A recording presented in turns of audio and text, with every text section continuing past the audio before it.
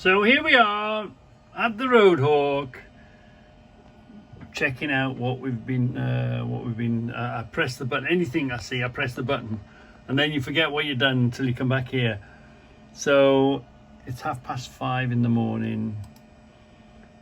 I don't really. I can imagine somebody's trying to cut him off on the inside here. Oh, what's his van? Look at this poor geezer in his DPD van. I wonder what happened there. Just that's coming off the island. Do you think speeding? Do you think doing something? Maybe on the phone, or maybe trying to drink a drink or whatever, and then all of a sudden come around the roundabout and realised, or somebody's cut him up and forced him off the road. I don't know. But anyway, he's got a lot of explaining to do, hasn't he? He's got a lot of explaining. How did he come? How did he get there off a roundabout? I think you'll see this, but the signs are already up telling everyone there's going to be a delay on Sunday when we go for our Ride for Life, a Bike for Life run. There's another cruise control numpty. You know, it's nearly 6. Somebody's late for work. Everybody's beginning to go to work now, aren't they? So just chill and follow everyone. Why have yourself struggle to pass the guy in front for the sake of, why not just do what I'm doing?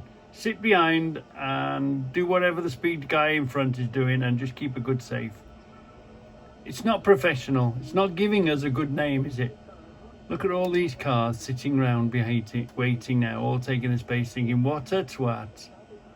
What a twat, blocking the fast lane or the outside lane on a dual carriageway for no real good reason, except that he's big and he's ugly and he's a twat. What's the point of that? What the hell is the point of struggling past something? Why don't you just tuck in here and wait? Look. There's no pride in your job, being a professional, being good at your job. The old days, you were proud to be a truck driver and you counted yourself as being one of the best drivers on the road, being a truck driver. There's very few gentlemen and best drivers on the road behind these trucks anymore. Look, what a twat. Look at all these people waiting on their way to work. Look. What a twat. Yeah. So this guy, I'm not really sure what's happened here. I don't know if he's fell off this edge. We'll have a look at this edge in a minute. This edge is really down the A40, the M40. Look, he's sort of, look at him. That's touching the ground almost, and he's off. Almost fell off the edge of the road. Now, whether that's a front tire or something drove him in there. But I thought to myself, it's a bit. There's one. Look, see this mark here. There's this edge of this M40 is ever so soft. I started noticing how many people, look, had gone in there. Look again, really deep and sunk instantly. How many things had gone in there, been pulled in? The edge of this M40. I noticed another mark there, look. It's really soft. You don't really want to be putting your wheels in that gravelly bit at all. And why is it even allowed to be there? Is it there purposefully, or is it there because when they were building the motorway, nobody took any notice? But if you're a regular traveller of the M40 from Birmingham going down towards Warwick that way, how many places can you see, look, where the gravel has been disturbed, and in some of the places, look, it's actually been pulled out onto, see the gravel has been pulled as the process of, I'm guessing, being rescued, or is it guessing, oh shit, put your foot down and get out. The gravel is pulled out onto the hard shoulder. But there's something going on with the gravel edge on the southbound M40.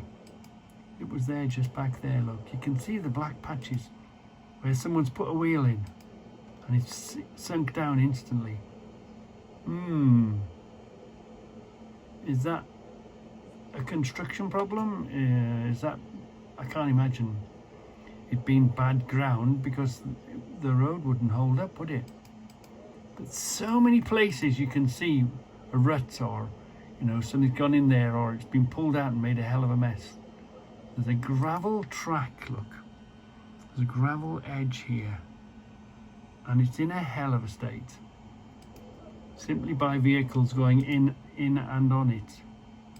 Maybe some of you might be able to watch out for that. Let me know. So here we are. I don't know if I've shown you this. This is Stratford upon Avon.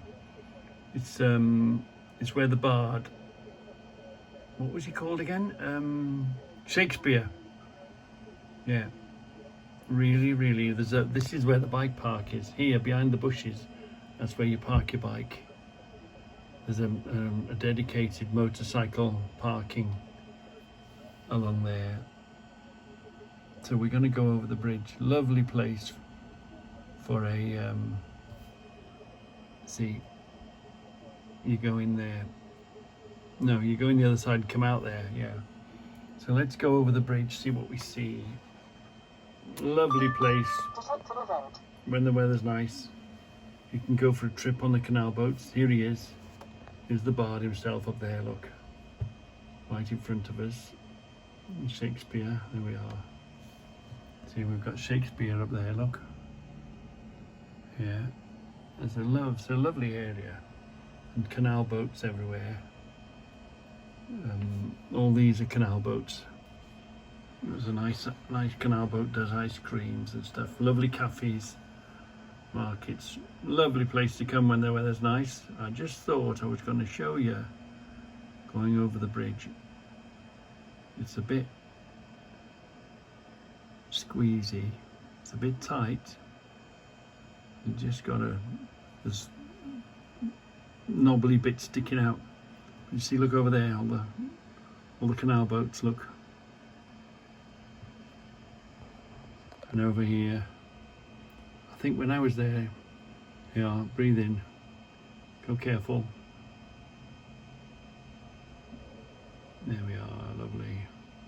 And that is Stratford upon Avon. We've just crossed the River Avon. And I have to come through there. I was going to that scrapyard place. We loaded with that conveyor. This is the route going to that conveyor. We're off to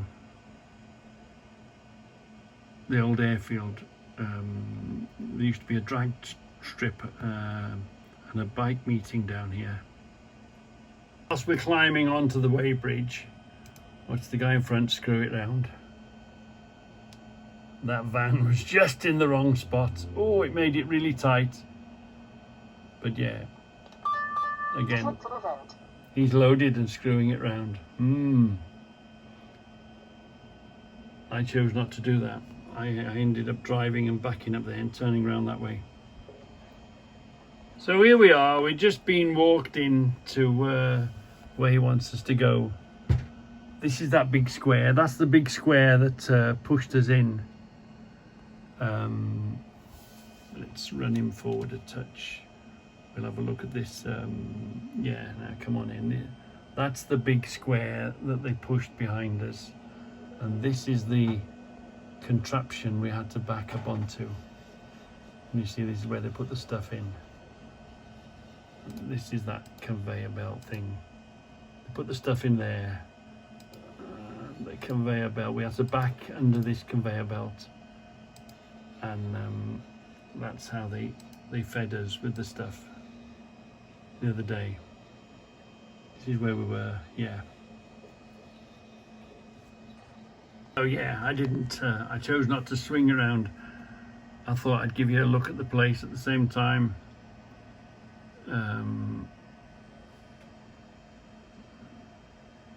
These are more metal recycling. Yeah, less of a, you know, these recycle a lot of stuff. Turn it into goods, you know, turn it in, make use of it. Turn it into back into raw product, you know. So I thought I would just, full of bays and sorting and sizes and all that sort of a thing, you know.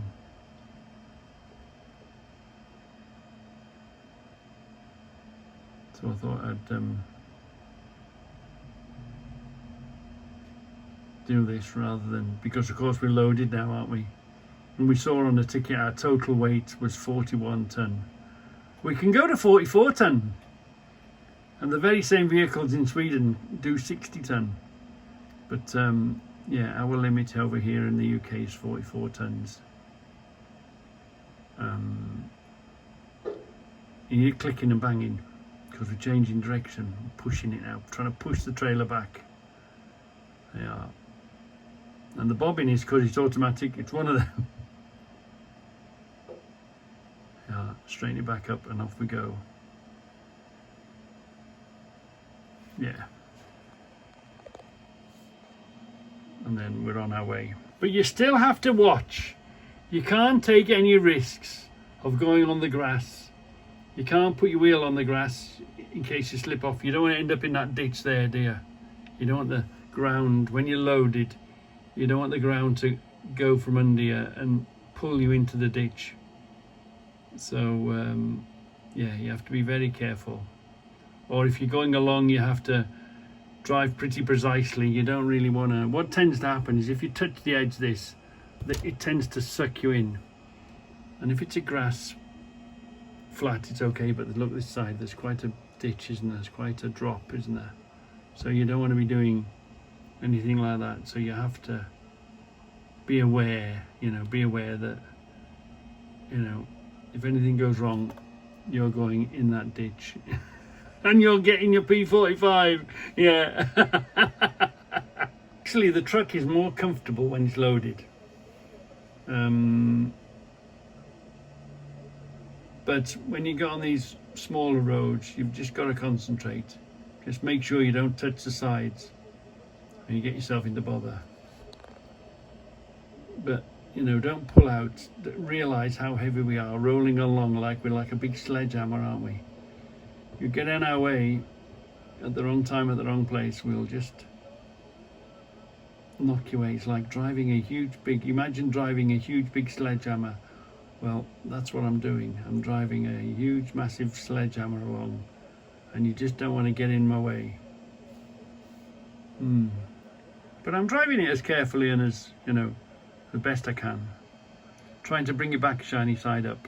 Here we are coming back through Stratford upon Avon, so let's do that bridge again. Let's see the bridge going the other way. Now the corner of this bridge is really nasty. You have to swing wide. The entrance to this bridge, you see how close this is for your trailer, so you have to go out wide. And they think you're being naughty, but you're not. You have to make yourself twice as big, because I'm poking myself out here now because I'm clearing my trailer from that little bit of a corner. But I mean, look, canal boats here, the river's here. It's a lovely place to visit. Over here, look. And over here.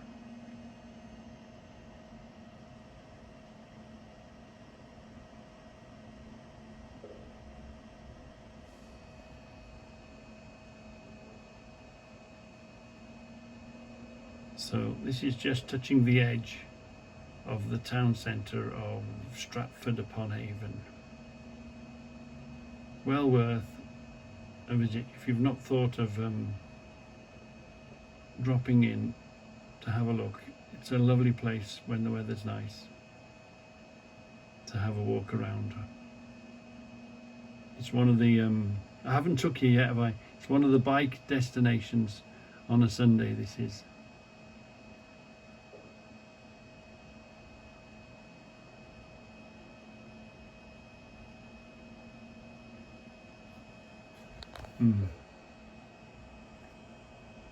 There we are, Stratford upon Avon. It's just down there. And then walk a bit and you're in the town centre. So we're coming back up the M40 now. And we're watching out for that guy. Is he still here? Yeah, he's just over there in this corner, look. Let's see what we can see. Yeah, let's see what we can see. Oh, look. He's well on the ground. Wow. Him and his trailer was well stuck to the ground there. That was at quite an angle. Yeah. And even the trailer had gone over on its in the gravel as well. So I don't really know what happened, what caused him to go in there. Probably a puncture, or thinking, well, I'll pull over as tight as I can. All of a sudden, bang, he's in the gravel. Yeah. So you know when the motorway comes to a stop, you think, oh, a bang, a traffic or whatever. Look at this poor bugger. This poor bugger, he's come to a stop. There, not broken down. What a place to break down. Oh my God, you feel awful, don't you? It happens. That's why we need a hard shoulder all the time, because you just never know. You know, they don't conveniently break down every half an hour as the people, you know, the people that made these breakdown lay-bys. Well, okay, the hard shoulder would have been handy, but they break down, the motor vehicles of every sort break down whenever they want to break down, and usually in the most stupidest, inconvenient places. Poor bugger. Poor bugger, I say. Poor bugger.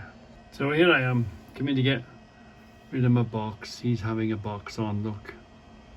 I don't want to go there. That's area A. I want the train.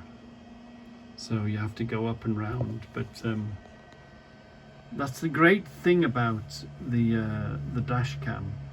Because it's running all the time, you see things that ordinarily you sort of take for granted, or, you know, the camera doesn't stop looking, so I have to go up here and turn around and then come down by the track so that the cranes can get me. But I just sort of, because he's got a good long memory, I noticed it afterwards. So look, this is what the dash cam picks up without even trying. So we've got to turn around here, look. And then we stop to undo our box. So the reason I stop is because I'm going to undo my box. Look, there's a train going out. See that? There's a train on its way out.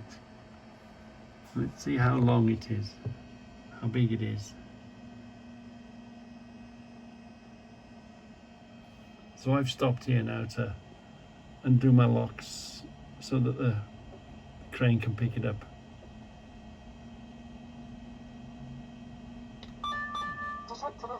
But then I noticed the train was moving just on its journey. There's lots of train tracks along. Yeah, this is called run, and then on the floor there's numbers, so I know where I gotta go first. But first we've got to unlock the box off the trailer, haven't we? And here's the train still moving.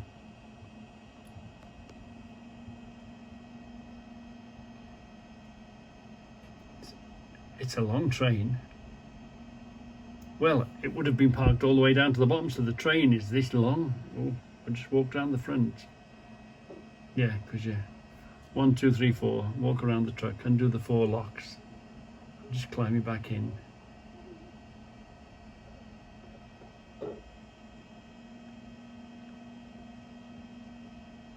And there's the train leaving.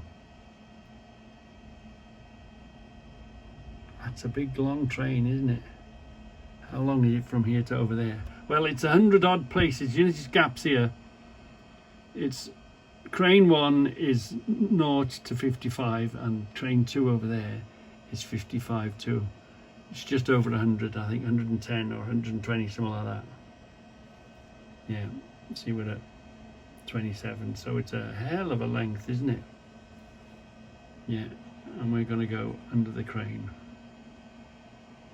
Oh yeah, this was unusual. I'm coming out of Birmingham. What I want you to watch is watch this road up above, right? I've never seen this many blues and twos running before, and I hope the camera was looking up high enough for that. There's one. That's a police vehicle, okay? One with blues and twos running. Then there was another one, look, blues and twos running. 2, 3, there's another one, 3, 4, 4, 4, 4, 4. Was there any more? I think there was more than that, so let's go further back. I knew there was more. Look, there's one. Here's the blues and twos there, look. Right, so keep your eye on the top of this bridge now. We're going to run this as a whole and count them. 1, van 2, car behind 3, 4, van 5, car behind it, 6, 7, 8, 9, 10. I don't know what was going on, but I've never seen 10 blues and twos going in one big bash like that. And what the hell was going on, I don't know. And luckily the camera saw it. This is one of these roads that you can't see. It's coming out on the expressway. You see there's 4 lanes coming out of the town this time of day. But if you look above there, those little dots moving around is the M6. So you're always trying to judge, you know, you can come along here, but then is the M6 knackered? What's causing this mayhem here? Just give them plenty of space to do what they want to do. Just keep away from them. There's the M6. Can you see the M6 going up here? So it flows pretty good. But as always, it's so difficult to choose which way to go and what's the quickest way to get home. You know, it's going home time. It's 3:30. And whichever way you choose is the wrong way, and whichever way you go is traffic everywhere. So we want to go and join that lot up there, don't we? And you're always watching, you're thinking, is this M6 moving? And once you've committed to go this way, you're committed. You know, as soon as you've come onto the slip road, you go, oh shit, I shouldn't have come this way, or I'm glad I came this way. There's several ways you can go, and this is the best way to go if the M6 is moving. But if the M6 is stopped, it's regret time. It's down. Here's Debbie. Here's Debbie. So here we are now, look. Coming up and joining the M6. As long as this is moving, you can make progress. You don't do stopping and starting. You'd be surprised how quickly the motorway can deal with all this traffic. There's thousands and thousands of cars, but you do get through, you know what I mean? But yeah, this is me joining the M6, nearly home. Nearly on my way home. So some people, traffic drives you mad. This is me. This is what I do all day, is deal with all this lot.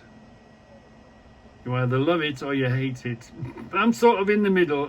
It pays my bills. So here I am, back in the yard, taking my stuff out the truck. My bag and my, you know, the stuff that I take with me every day. Home at last.